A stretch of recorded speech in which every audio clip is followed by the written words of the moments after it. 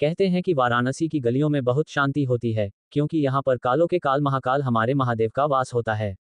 लेकिन कहते हैं ना कि जहाँ अच्छा है वहाँ पर बुरी भी होती है, और जहाँ पर अंधेरा हो वहाँ पर रोशनी की एक किरण काफी होती है। तो आइए खो जाते हैं बनारस की हवाओं में, यहाँ की खुशबू में, जिससे हर किसी को प्यार हो जाता है। बनारस प्रेम की नगरी है तो सब जानते हैं, लेकिन कभी किसी की जिंदगी नरक बन जाएगी बनारस में, ये कभी किसी ने नहीं सोचा होगा। कहते हैं कि बनारस में सबको एक सच्चा साथी मिलता है, लेकिन ये कहानी एक मासूम सी लड़की जो कि यहीं पे फंस जाती है एक शैतान के चंगुल में। नंदिनी जो कि 20 साल की एक विधवा है और अपने ससुराल वालों के ताने और उनकी क्रूरता सहते हुए अपनी मुश्किल सी जिंदगी को आसान करने की कोशिश कर रही थी, जो सिर्फ शिव जी से ही अपनी बात कहती थी। तो आइए जानते हैं कि कैसे फंसी नंदिनी एक शैतान के चंगुल में। उज्जैन एक बड़ा से विला में 3 औरत और 2 आदमी बैठे हुए थे और उनके सामने 5 पंडित बैठे हुए थे। देखने से ऐसा लग रहा था कि वो सब बहुत बड़े महापुरुष है। वो सब एक कुंडली देख रहे थे और बहुत परेशान लग रहे थे। और तभी एक महिला जिसकी उम्र 45 के करीब रही होगी और देखने में बहुत फिट लग रही थी, वो बोली, क्या हुआ पंडित जी, क्या लिखा है मेरे बेटे की कुंडली में? महिमा जी, संकट है शिवांग के ऊपर, वो 25 का हो चुका है और अब उसके ऊपर माकेश का संकट है। तभी दूसरे पंडित जी बोले, महिमा जी, इसके पहले कि कुछ अनर्थ हो जाए आप शिवांग का विवाह कर दीजिए। ये सुनकर महिमा जी के बगल वाली महिला बोली, पंडित जी, हम 2 दिन में अपने शिवांग की शादी कर देंगे, इसमें कौन सी समस्या है? ये सुनकर तीसरे पंडित जी बोले, सुमित्रा जी, बात सिर्फ विवाह की नहीं है, बल्कि शिवांग का विवाह ऐसी लड़की के साथ होना चाहिए जिसके ग्रह शिवांग के ऊपर का माकेश तोड़ सके। और फिर चौथे पंडित जी बोले, और आपको जल्द से जल्द ऐसी लड़की खोजनी होगी, क्योंकि महादशा 3 दिन में शुरू हो जाएगी। ये सुनकर तीसरी महिला, जिसकी भी उम्र 50 के आसपास रही होगी, वो बोली, लेकिन 3 दिन में ऐसी लड़की कहाँ मिलेगी? आगे महिमा जी बोली, पंडित जी, कुछ तो उपाय होगा ना मेरे शिवांग के ऊपर से ये बला टालने का, जब तक कि हमें ऐसी लड़की नहीं मिल जाती। महिमा जी की बात पे सब पंडित सन हो गए, और सुमित्रा जी और बुआ जी भी पंडित जी की तरफ आशा भरी नजरों से देखने लगी। और तभी 5वें पंडित जी ने अपनी चुप्पी तोड़ी और बोले, एक रास्ता है जिससे आप सबको कुछ दिनों के लिए समय मिल सकता है। सब एक साथ बोले, ऐसा क्या है महागुरु? महागुरु बोले, कालों के काल महाकाल एक वही है जो काल को मिटा सकते हैं, एक वही है जो नियति को बदल सकते हैं। आप सब मार्कंडेय महादेव ले जाए और महामृत्युंजय यज्ञ कराइए और बाकी सब महादेव पर छोड़ दीजिए। ये सुनकर महिमा जी बोली, जैसा आप कहें महागुरु। फिर महिमा जी ने एक आदमी को बुलाया और कुछ इशारा किया और वो आदमी एक थाल में लाल कपड़े से कुछ ढक के ले आया। फिर सुमित्रा जी उठी और महागुरु को दक्षिणा दिया और फिर महागुरु के साथ उनके शिष्य चले गए। सबके जाने के बाद बुआ जी बोली, लेकिन शिवांग को मनाएगा कौन, क्योंकि अपना बिजनेस छोड़कर तो वो जाने वाला नहीं है। महिमा जी फुल कॉन्फिडेंस में बोली, वो जाएगा, जरूर जाएगा, बात महादेव की है। हम ये नहीं कहेंगे न कि हम उसके लिए भेज रहे हैं, हम ये बोलेंगे कि हमारी बहुत अच्छी जमीन है वहां पर, तो शिवांग उसे देख भी ले और जब जा रहा है तो पूजा भी कर ले। वैसे भी बिजनेस के पहले और बाद महादेव ही है जो उसे प्यारे है। और तभी सुमित्रा जी बोली, लेकिन अभी मैंने कॉल किया था, वो ऑफिस में तो है नहीं, तो कहा है शिवांग? महिमा जी मुस्कुरा कर बोली, वही जहां पर उसके महादेव है, उज्जैन महाकालेश्वर मंदिर। बहुत सारे लोग मंदिर के बाहर खड़े होकर इंतजार कर रहे थे कि कब उन्हें दर्शन मिलेगा, क्योंकि मंदिर के चारों तरफ गार्ड्स अपने हाथों में बंदूक लेकर खड़े थे और मंदिर में हवन चल रहा था। श्वेत पायजामा पहनकर, श्वेत गमछा अपने गले में डालकर, कोई हाथ जोड़कर शिव जी के सामने हवन में बैठा था और आहुति दे रहा था।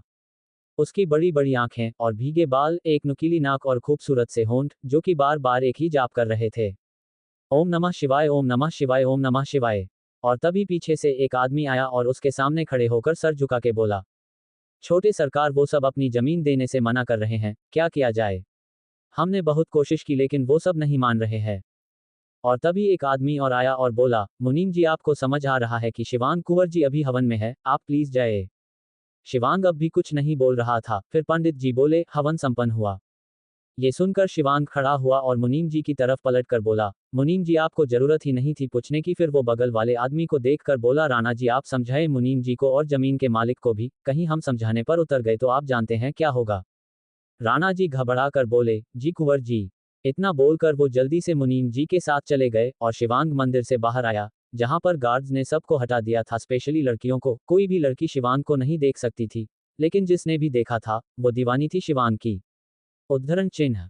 शिवांग जल्दी से आया तो एक गार्ड ने आगे बढ़कर शिवांग को उसके कपड़े दे दिए। शिवांग अपनी कार में कपड़े बदलते हुए ऑफिस चला गया। शिवांग अपना काम कर रहा था कि तभी उसका मैनेजर आया और शिवांग के सामने सर झुका के बोला, आपने जिस प्रोजेक्ट के लिए जमीन देखने को कहा था मैंने देख लिया है, लेकिन आप चुन लीजिए। इतना बोलकर उसने शिवांग के सामने एक फाइल रख दी। शिवांग फाइल मी लैंड देखते हुए बोला, हमें ये लैंड पसंद है और ये प्रोजेक्ट यहाँ से ही होगा, इट्स फाइनल। ये सुनकर मैनेजर को पसीना आ गया। वो रुमाल से अपना पसीना पोंछकर बोला, लेकिन सर ये जमीन बनारस में है। ये सुनकर शिवांग के सामने एक धुंधली सी यादें आ गई। बनारस का घाट। शिवांग किसी के पीछे जा रहा था, कोई लड़की जिसने पीले रंग का अनारकली सूट पहना था और उसके बाल लंबे थे। और शिवांग बोल रहा था, एक बार बात तो सुनो ना। कि तभी अचानक लड़की पलट गई और उसने एक तमाचा खींचकर शिवांग के गाल पर मार दिया। इधर शिवांग ये सोचकर अपने सेंस में आया और बोला, ले जाओ इसे, बनारस नहीं जाना है। ये सुनकर मैनेजर जल्दी से फाइल लेकर चला गया। उसके जाने के बाद शिवांग अपनी कुर्सी पर सर रख अपनी आंखें बंद करके बोला, नो कभी नहीं, हम नहीं याद करेंगे वो पल। 222। चटूक नंदिनी की सादगी और शिवांग की नज़र। शिवांग किसी के पीछे जा रहा था, कोई लड़की जिसने पीले रंग का अनारकली सूट पहना था और उसके बाल लंबे थे। और शिवांग बोल रहा था, एक बार बात तो सुनो ना। कि तभी अचानक लड़की पलट गई और उसने एक तमाचा खींचकर शिवांग के गाल पे मार दिया। इधर शिवांग ये सोचकर अपने सेंस में आया और बोला, ले जाओ इसे, बनारस नहीं जाना है। ये सुनकर मैनेजर जल्दी से फाइल लेकर चला गया। उसके जाने के बाद शिवांग अपनी कुर्सी पे सर रख अपनी आंखें बंद करके बोला, नो कभी नहीं, हम नहीं याद करेंगे वो पल। बनारस की यादें हमारी जिंदगी की यादों में से सबसे बुरी यादें हैं। शिवांग ये सब सोच रहा था, फिर वो अपने काम में लग गया।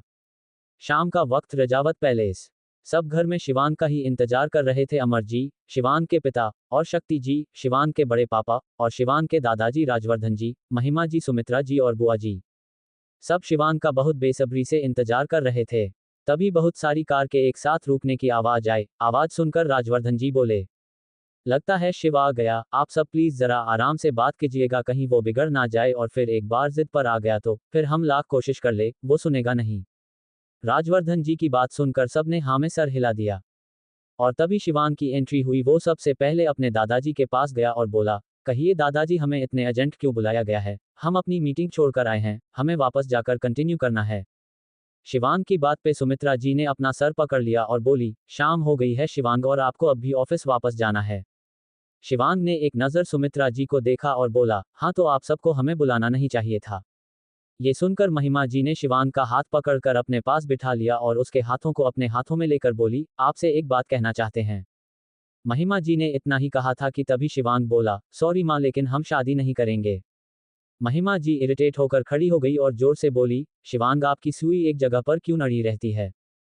फिर वो ऑर्डर देने वाले टोन में बोली, मुझे नहीं पता, लेकिन आज रात की आपकी फ्लाइट है बनारस जाने की, और आप वहां पर जाकर वो करेंगे जो हमारे महापंडित जी ने कहा है। ये सुनकर शिवांग की आंखें लाल हो गई और वो खड़ा होकर अपने बगल में पड़े सब फ्लावर पॉट पटकने लगा। उसे ऐसे देखकर सुमित्रा जी और शक्ति जी उसके पास आने लगे तो शिवांग ने उन्हें अपना हाथ दिखाते हुए रोक दिया और बोला, नहीं, कोई हमारे पास नहीं आएगा और हम बनारस नहीं जाएंगे। इतना बोलकर शिवांग अपने रूम में जाने लगा और ये देखकर महिमा जी को दुख हो रहा था क्योंकि शिवांग के हाथों में चोट आ गई थी, लेकिन वो जानती थी कि अभी शिवांग कुछ नहीं सुनेगा। फिर भी वो बोली, आज तक हम सब ने आपकी हर जिद मानी है और पूरी भी की है, लेकिन आज आपको मेरी बात माननी ही होगी। अगर आप आज बनारस नहीं गए तो मैं अन्न जल त्याग दूंगी। ये सुनकर सब शॉक्ड हो गए और तभी महिमा जी फिर से बोली, अगर आप जिद्दी है तो मैं भी आपकी माँ हूँ शिवांग। इतना बोलकर महिमा जी अपने रूम में चली गई और फिर अमर जी बोले, अब हो गई माँ बेटे की जिद्दी जंग शुरू। अब महिमा जी कुछ नहीं खाएंगी और शिवांग का क्रोध इतनी जल्दी उतरेगा नहीं, तो देखते हैं क्या होता है। इधर शिवांग अपने रूम में आकर जल्दी जल्दी से लैपटॉप में काम करने लगा, लेकिन उसका गुस्सा अभी शांत नहीं हो रहा था। इधर सुमित्रा जी शिव जी के सामने हाथ जोड़कर बोली, हे शिव जी, अपना क्रोध क्यों दे दिया मेरे शिवांग को? आपके पास तो गौरी माँ थी आपका गुस्सा शांत करने के लिए, लेकिन ये शिवांग, इसका क्या किया जाए? ये तो पता नहीं कैसा है कि ना शादी न लड़की, सिर्फ काम। रात का वक्त, सब ने बिना मन के डिनर कर लिया था। इधर शिवांग अब भी काम कर रहा था और तभी उसकी नज़र वॉल क्लॉक पे गई। टाइम देखकर शिवांग जल्दी से खड़ा हुआ और बोला, ओ शिट, अगर माँ ने सच में खाना नहीं खाया तो? इतना बोलकर वो जल्दी से आया और एक नौकर से पूछा, माँ ने कुछ खाया? नौकर ने सर झुकाकर ना में सर हिला दिया। ये देखकर शिवांग ने अपनी आंखें बंद कर ली और बोला, क्या करें हम? फिर वो कुछ सोचकर बोला, शिवांग, माँ की तबीयत खराब हो जाएगी, तुझे जाना होगा, और वैसे भी माँ ने आज तक किसी चीज के लिए इतनी जिद नहीं की है। अब तो जाना ही होगा बनारस।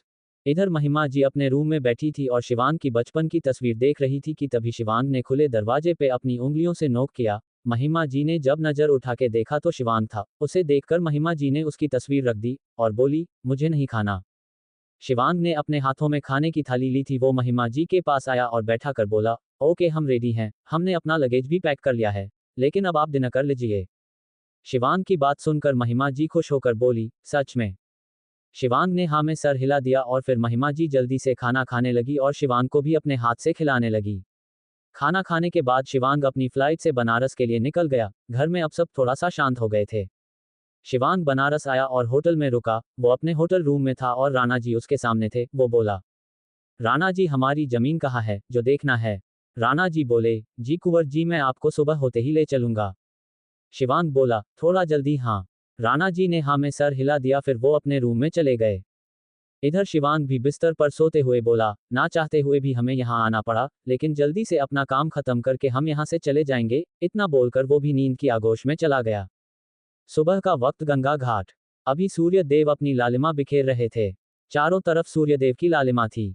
मंदिर में घंटियां बजनी शुरू हुई थी, चिड़ियों का शोर, और अभी तो सिर्फ भोर का वक्त था। शिवांग अपनी जॉगिंग वियर में राणा जी के साथ अपनी भूमि देखने आया था, लेकिन घाट की खूबसूरती उसे अपनी तरफ खींच रही थी, तो वो बिना राणा जी से कुछ कहे घाट की तरफ चला गया। वो सब जगह देख रहा था, गंगा का शुद्ध निर्मल पानी।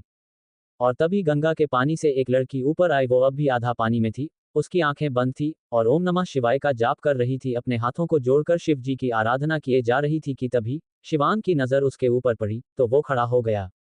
सफेद साड़ी, ना आंखों में काजल और ना कोई श्रृंगार, बिना किसी रंग के भी वो बहुत खूबसूरत लग रही थी। उसके भीगे बाल जो कमर तक आ रहे थे और उसके होठ जो लगातार ओम नमः शिवाय का जाप कर रहे थे। और तभी शिवांग की नजर उसकी कमर पे गई, जिस पे सफेद साड़ी चिपक गई थी, और वो बहुत हॉट लग रही थी।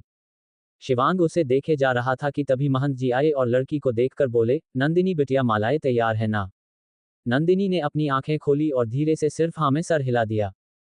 फिर वो भीगी साड़ी में पानी से आई, लेकिन शिवांग की नजर अब भी नंदिनी पे थी कि तभी महंत जी बोले, आज कुंवर शिवांग आने वाले हैं तो कुछ अच्छे से तैयार रहना चाहिए और उनके आने से पहले तुम सब तैयार करके घर चली जाना। नंदिनी और महंत जी बात करते हुए जा रहे थे, लेकिन नंदिनी ने एक नजर भी शिवांग को नहीं देखा। शिवांग नंदिनी को देखते हुए बोला, नंदिनी। और तभी राणा जी पीछे से आए और बिना शिवांग राणा जी की तरफ देखे बोला, राणा जी पता कीजिए कि ये लड़की कौन है, इसके बारे में सब जितना भी आप पता लगा सकते हैं।